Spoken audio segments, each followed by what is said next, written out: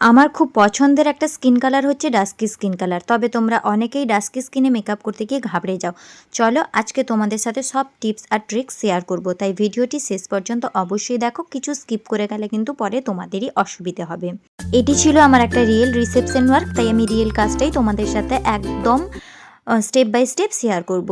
প্রথমে তোমরা সবাই জানো আমাদের স্কিনটাকে ভালোভাবে ক্লিয়ার করে নিতে হয়, তাই আমি ওয়েট ওয়াইপস দিয়ে আমি স্কিনটাকে ভালোভাবে পরিষ্কার করে নিচ্ছিলাম। তার আগে অবশ্যই একবার ফেস ওয়াশ করে নেওয়ার কথা বলবে এবং দেখে নেবে ফেসিয়াল হেয়ার ফেসে আছে কিনা। যদি থাকে সেক্ষেত্রে তোমাদেরকে ফেসিয়াল হেয়ারটাকে রিমুভ করে দিতে হবে। এরপর আমি টোনার ইউজ করে নিচ্ছিলাম, আর তারপর আমি একটা ওয়াটার বেস ময়শ্চারাইজার ইউজ করে নিচ্ছিলাম। আমি এখানে কোনো কিছু প্রোডাক্টের ব্র্যান্ড মেনশন করব না, তোমাদের কাছে যে প্রোডাক্ট আছে সেই প্রোডাক্ট দিয়ে সেম প্রসেস ইউজ করে নিতে পারো, কোনো সমস্যা হবে না। ওয়াটার বেস ময়শ্চারাইজারটা ভালোভাবে ফেসে অ্যাবজর্ব করিয়ে নেওয়ার পর আমি অল্প ক্রিম বেস ময়শ্চারাইজার ইউজ করছিলাম, কারণ যেহেতু ও ব্রাইড ছিল। রিয়েল ব্রাইডরা কি হয় বলো তো, রাত জাগা, খাওয়া দাওয়া ঠিকঠাক করে হয় না, তো স্কিনে একটু ওদের ডিহাইড্রেট থাকে, তাই অল্প ক্রিম বেস ময়শ্চারাইজার ইউজ আমি সবসময় করি।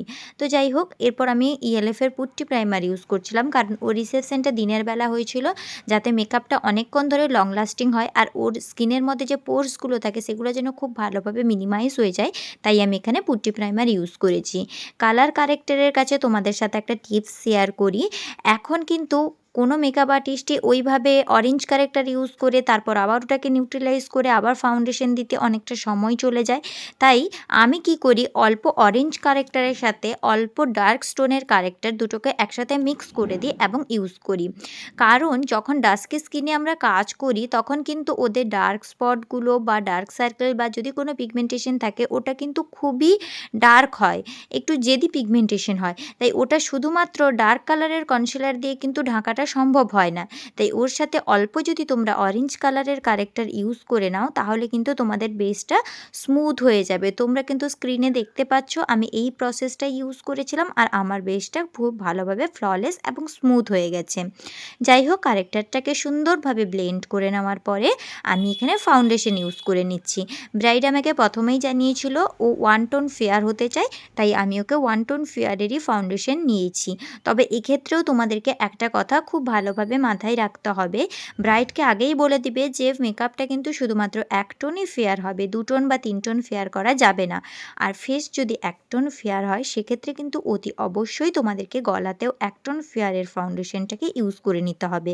আদারওয়াইজ ফেস এবং নেক দুটো আলাদাভাবে দেখালে মেকআপটা একদমই ভালো লাগবে না, বা সেখানে কিন্তু তোমাদের প্রফেশনেরও একটা ব্যাপার থাকে। তাই এই টিপসটা অবশ্যই ইউজ করবে। তারপর ভালোভাবে আমি ফাউন্ডেশনটাকে ফেসের মধ্যে ব্লেন্ড করে দিয়েছি। তারপর অল্প অল্প করে একদম কনসিলার দিয়ে হাইলাইট করে দিচ্ছি, খুব অল্প জায়গাতে। কারণ কি বলো দেখি, অলরেডি সে এক টোন লাইট ফাউন্ডেশন ইউজ করেছে, তাই এখানে যদি আমি আরও বেশি করে হাইলাইট করি তাহলে মেকআপটা ওভার লাগবে। আর তোমাদেরকে প্রথমেই বললাম এটা দিনের বেলার মেকআপ ছিল। যাই হোক, তারপর আমি পাউডার দিয়ে ভালোভাবে শেড করে নিচ্ছি। এই মেকআপের টিপসগুলো কিন্তু তোমরা অবশ্যই ফলো করে দেখো, আর উপকার তো পাবেই পাবে, পরে এসে আমাকে কমেন্ট সেকশনে থ্যাংক ইউ বলে যেও। যাই হোক, পুরো ফেসে আমি লুজ পাউডার দিয়ে ভালোভাবে সেট করে নিচ্ছি। দিনটা একটু গরমের ছিল তাই আমি কম্প্যাক্ট এখানে ইউজ করিনি, পুরোটাই লুজ পাউডার ইউজ করেছিলাম। দেন পুরো বেসটাকে আমি একটা ফিক্সার দিয়ে ভালোভাবে লক করে দেব, আর তারপর ফিক্সারটাকে ভালোভাবে হাওয়া করে শুকিয়ে নেব। যদিও ফ্যান চলছিল তাও আমি কাছ থেকে একটু হাওয়া করছিলাম যাতে ফিক্সারটা খুব সুন্দরভাবে শুকিয়ে যায়। তারপর আমি ব্রাইডের আইব্রো ড্র করে আইব্রেস করে নিয়েছিলাম আই মেকআপের জন্য। ও যেহেতু নিজেও একজন মেকআপ আর্টিস্ট ছিল, ও আমাকে একটা আই মেকআপ সাজেস্ট করেছিল আর আমি সেইভাবে ওকে আই মেকআপটা করে দেওয়ার চেষ্টা করেছিলাম।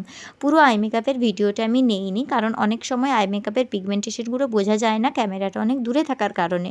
তবে আমার চ্যানেলে প্রচুর প্রচুর আই মেকআপের ভিডিও আপলোড হয়, যারা দেখতে চাও অবশ্যই দেখে আসতে পারো। আশা করছি তোমাদের কাজের অনেক হেল্প হবে।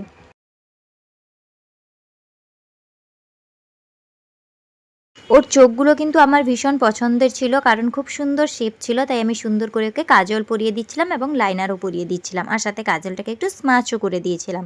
আর ও কাজল পরতে একদম কমফোর্টেবল ছিল, জল টল কিছুই পড়েনি। তারপর আর কি কন্ট্যুর, ব্রনজার আর হাইলাইটার, এটা তো তোমরা সবাই জানো। সরি, ব্রনজার বললাম, ব্লাশার হবে। যাই হোক, কন্ট্যুর, ব্লাশার, হাইলাইটার আমি ইউজ করে নেওয়ার পরে ওকে লিপস্টিক পরিয়ে নিচ্ছিলাম। তার আগে একটু ছোট্ট করে ওর কলকা ডিমান্ড ছিল, কলকাও করে দিয়েছিলাম। লিপস্টিকটা পরানোর সময় আমি ওকে লিপস্টিকের কালারটা দেখানোর জন্য একটা মিরর ধরিয়ে দিয়েছিলাম, আর ও দেখছিল যে কালারটাকে শ্যুট করছে কিনা। তো যাই হোক, এই ছিল আমার পুরো ব্রাইডের স্টোরিটা। তারপর ওর হেয়ার স্টাইল আমি ডান করে দিয়েছিলাম। তোমরা ব্রাইডের মুখ থেকেও শুনে নাও কেমন লাগছে, আর তোমাদের কেমন লাগলো তোমার মেকআপ কমপ্লিট, তোমার পছন্দ হয়েছে? পছন্দ, সব কিছু পছন্দ হয়েছে। আচ্ছা, ও নিজেও একজন মেকআপ আর্টিস্ট, ঠিক আছে? তো সেই মতো করে তোমার ভিডিওটা যদি একটু হেল্পফুল হয়ে থাকে তাহলে লাইক, কমেন্ট, শেয়ার করে চ্যানেলটিকে সাবস্ক্রাইব করে রেখো।